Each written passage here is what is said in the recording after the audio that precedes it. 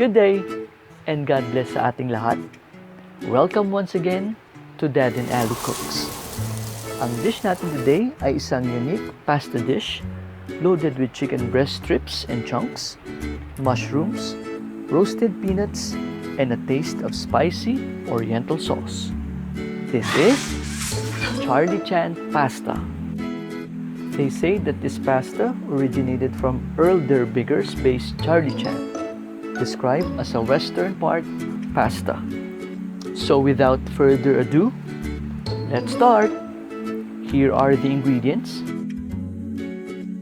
We have chicken breast strips and chunks, Lee Kum Kee Char Siu sauce, peanut butter, sesame oil, soy sauce, oyster sauce, chili garlic paste, spring onions, mushrooms, onions and garlic, and pepper to taste. And of course, our spaghetti pasta and roasted peanuts. First thing we need to do is we will marinate our chicken strips and chunks. We will put 2 tablespoons of sesame oil, and then we will put 2 tablespoons of soy sauce. Okay. And after that, 1 tablespoon of oyster sauce. We will mix them together thoroughly para makover lahat yung ating strips and chunks. Okay.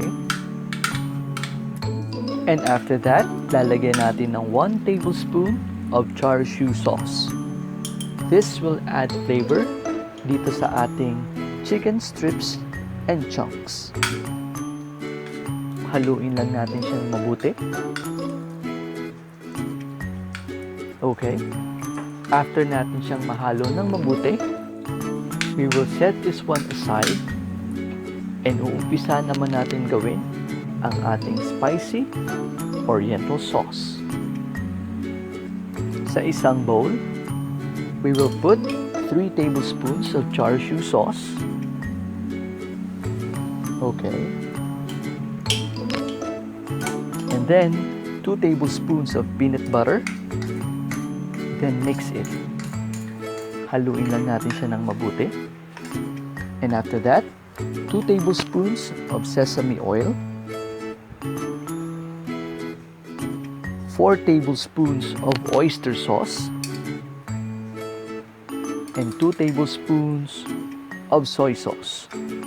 And then, we will also add 3/4 cup of water para mas maging maganda yung consistency ng ating spicy oriental sauce.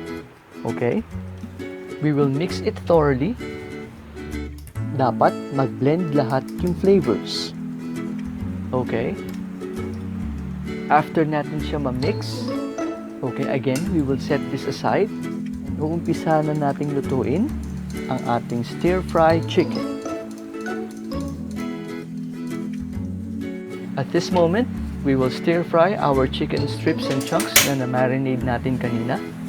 And this will make our toppings later. In a preheated pan, we will put a tablespoonful of sesame oil, and then we will saute our garlic and onions. Okay, garlic first. We will saute this for a few seconds to a minute. Okay. And then, our onions. Let's saute them nicely. And after we saute our garlic and onions, we will put our marinated chicken strips and chunks. We will stir fry this for about 5 to 8 minutes continuously para mas maging chunky, chewy, and tasty ang ating strips and chunks. Lalo na pag nanuot na yung lahat ng spices and flavors sa chicken natin. Okay, makikita natin na nagbabago na yung texture ng chicken. And siguradong nanuot na sa kanya yung lahat ng spices and ingredients. After 8 minutes of stir frying, we will add our roasted peanuts. We will only add a few dahil yung tira ay ilalagay natin sa ating sauce later. After ma-add natin yung roasted peanuts, haluin lang natin siya. Okay. After natin mahalo and mag-blend yung roasted peanuts dun sa ating stir-fried chicken, ilalagay naman natin ang ating mushroom. Guys, this is optional because ang talagang nilalagay ng mushroom sa ating Charlie Chan ay shiitake mushrooms. Pero it's still your preference kung anong gusto nyong ilagay. After mixing them thoroughly, ilalagay na natin ang ating chili garlic paste. This will add color and spice to our stir-fried chicken. After natin mailagay yung ating chili garlic paste, we will mix them again thoroughly. Kailangan maging mas maayos yung ating pag-stir-fry para mas lalo siyang sumarap later. After stir-frying for a few minutes, we will cover it and turn off the heat. And after a few seconds, i-add na natin ang ating spring onions. Okay, after adding our spring onions, i-mix lang natin siya sandali. And then, we will cover it again. Diyan na maluluto yung ating spring onions sa init habang siya ay nakatakip. And after that, ililipat na natin siya sa isang bowl. And now, we can see the right consistency and the right mixture of our stir-fried chicken. Napakaganda. Ayan, okay na siya. We will set this one aside because gagawin naman natin ngayon ang ating spicy oriental sauce. So kanina, nagawa na natin ang ating mixture ng ating spicy oriental sauce. Eto na siya. Ngayon, ilalagay na natin siya sa ating preheated pan. Okay. After natin siya mailagay sa ating pan, hahaluin lang natin siya ng hahaluin with a very slow heat until mag-thicken yung kanyang sauce. We will cover it occasionally to let it simmer, and we will do this for about 5 to 8 minutes as well. Ayan, haluin lang natin siya ng mabuti. Makikita natin na nag-thicken na yung kanyang sauce. Mas maganda kasi pag medyo malapot yung sauce. Ayan. Okay. So, as of this moment, we're almost done with our spicy oriental sauce. Isa-simmer na lang natin siya ng konti. And afterwards, inilipat na natin siya sa isang bowl.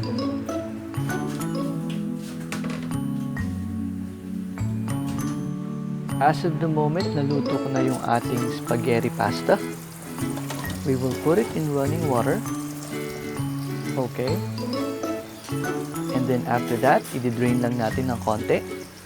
And right now, we will proceed to our plating. We put a small amount of spaghetti pasta on the plate. And then, we will pour the spicy oriental sauce on top of it. Okay.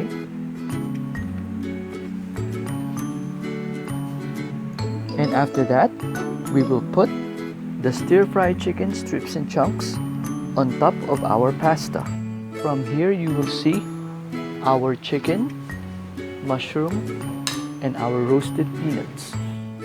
And of course, we will add our spring onions. And lastly, our finishing touches. And we're done.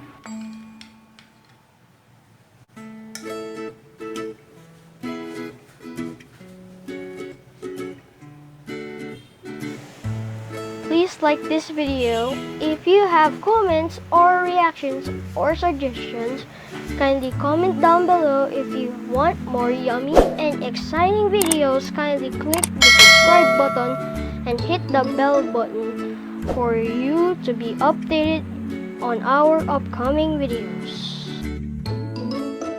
And as the saying goes, if you want good food, cook it yourself and cook it from the heart. To all our subscribers, many thanks to all of you. Till the next video, guys. Bye!